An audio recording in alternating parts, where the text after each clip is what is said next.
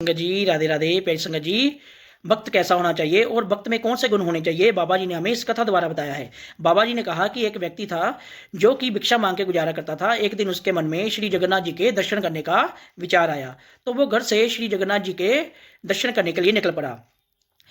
रास्ते में उसको शाम हो गई और वह एक घर के पास उस गांव में रुका और उसने एक द्वार पर जाकर भिक्षा की गुहार लगाई।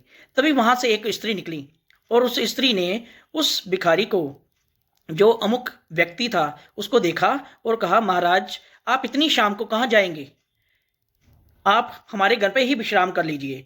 तो पहले तो उस व्यक्ति ने संकोच किया, उसने कहा कि नहीं, हे देवी, मैं आपके घर में नहीं ठहर सकता क्योंकि आपके घर में आपके पतिदेव भी हैं, मैं किसी के घर में ऐसे नहीं रुकता।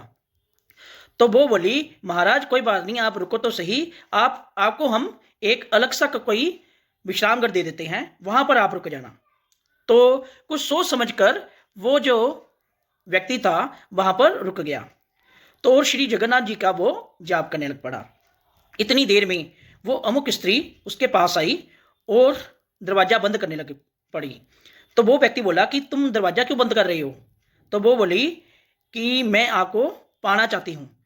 तो वो व्यक्ति बोला कि हे देवी, ऐसा कभी नहीं हो सकता, तुम्हारे घर में तुम्हारा पति है, तो आप उधर जाओ, मैं ऐसा कोई काम नहीं कर सकता, मैं श्री जगन्नाथ जी का भक्त हूं।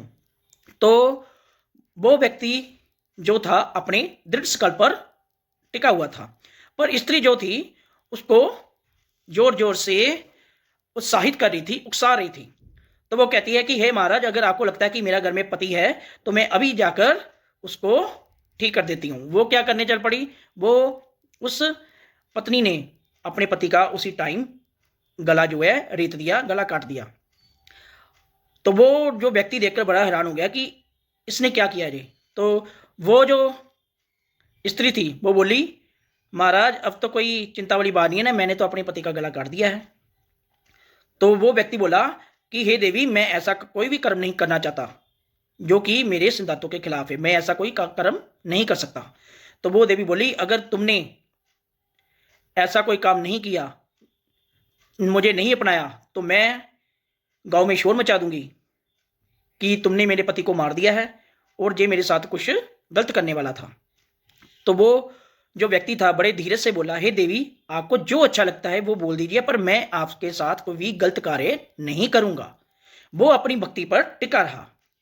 इतने में उस स्त्री ने शोर मचाना शुरू कर दिया और गांव वाले इकट्ठा हो गए, और जब उन्होंने घर के हालात देखे तो उस स्त्री ने उस पर, व्यक्ति पर, झूठा आरोप लगा दिया कि ऐसा ऐसा इसने किया है।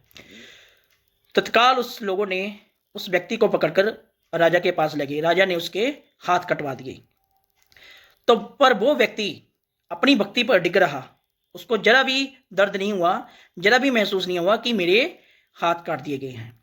तो वो फिर भी श्री जगन्नाथ जी के दर्शन करने के लिए निकल पड़ा। और जब श्री जगन्नाथ जी के दर्शन करने लग पड़ा तो वहां पर हाथ जोड़कर मंदिर में खड़ा हो गया।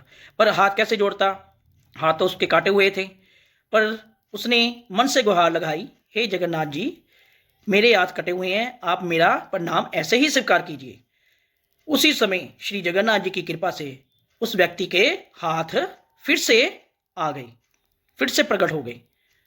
तो प्यारी संगत जी, देखा कि जो व्यक्ति अपने भक्ति पर टिका रहता है, कोई गलत कार्य नहीं करता, वही सही और सही मानने में असली भक्त है, जो कि अपने साथ बुरा होते हुए भी गलत काम करने के लिए राजी नहीं हुआ।